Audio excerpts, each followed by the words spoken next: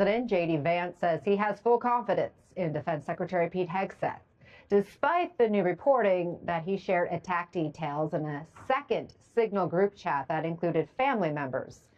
Speaking to reporters during his trip to India, Vance seemed to echo Hegseth's line of defense. It's one of the most bizarre things about the Hegseth nomination.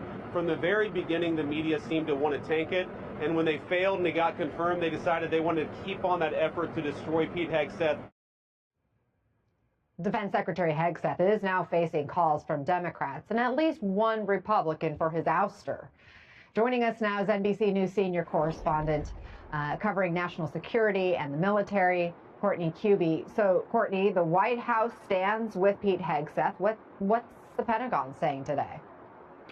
Yeah, I mean, we're still hearing the same talking points that we heard about the first Signal chat, and that is not acknowledging what's actually in the chat, but instead going after the media. And in the case of the second Signal chat, the one where we now know Secretary Hegseth created it himself and added his friends, his buddies, and members of his family, his wife, his brother, and his personal attorney, and then shared information about imminent strikes. Well, now he's also blaming these on leakers. The reality here, Ana, what is very clear is the media, yes, we are doing the reporting on these stories, but the Signal chat and the information that was put in it was done by the Secretary of Defense. No matter what the Vice President and the Secretary want to say about it, they were the ones who the Secretary was the one who put that information in. And what we have learned is, in fact, the information came directly, in some cases, word for word, from the commanding general of U.S. Central Command. That's General Kurilla, Eric Kurilla. He's the one who has operational control over the entire Middle East,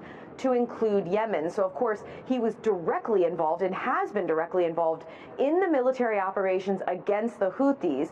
I will say I've spent some time, I've covered General Kurilla for several years now. He is very particular about operational security, and particularly when you're talking about an operation like these strikes against the Houthis. Now, keep in mind, the Houthis maintain operational control of the airspace over Yemen. What that means is, even as recently as the last 48 hours, they've been able to take out U.S. drones, MQ-9s, at the cost of $30 million a drone.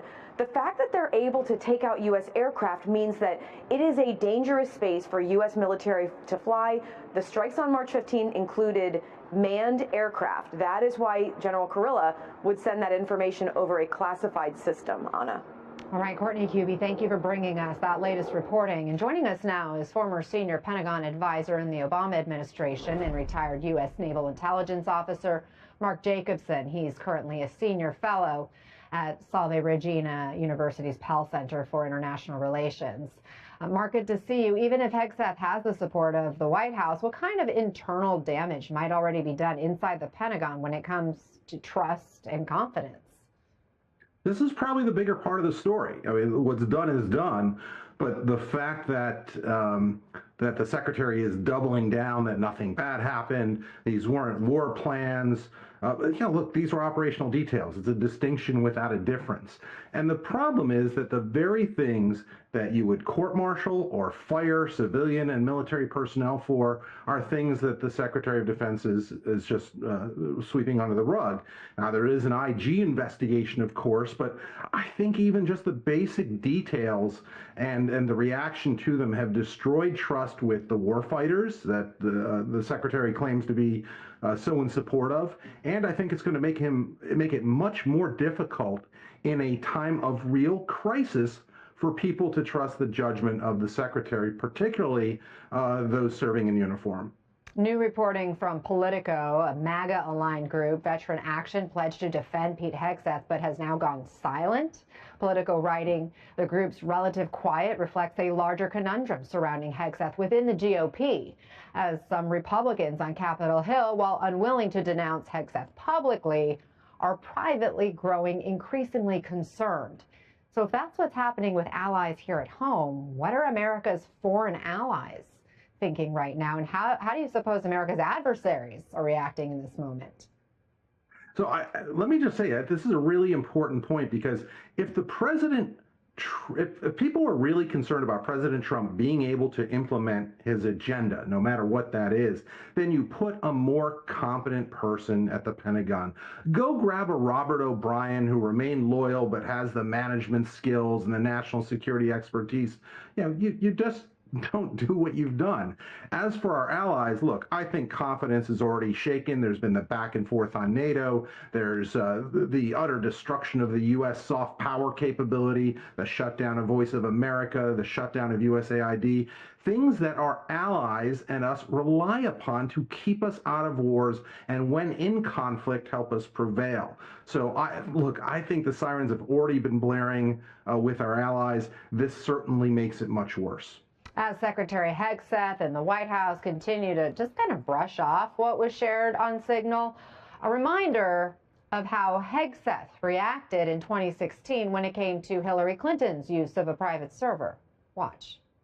Any security professional, military, government, or otherwise, would be fired on the spot for this type of conduct and criminally prosecuted for being so reckless with this kind of information.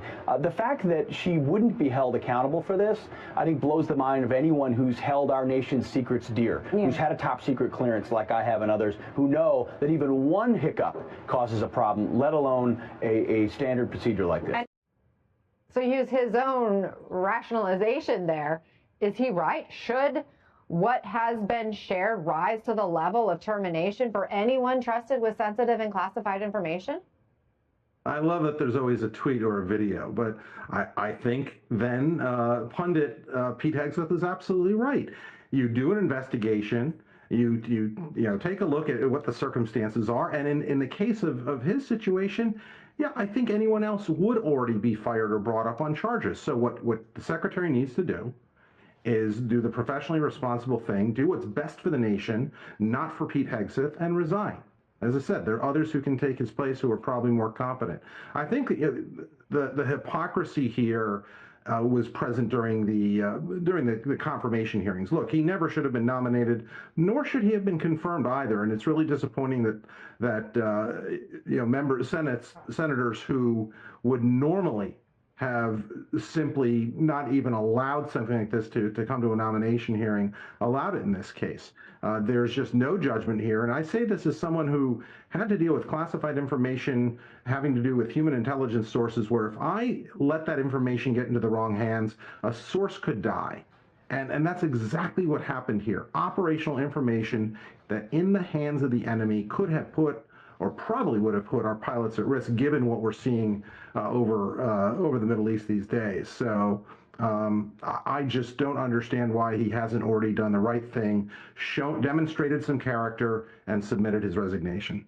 Mark Jacobson, thank you so much. He hasn't even admitted making a mistake at this point, so we'll see where it goes from here. Appreciate your time. Thanks.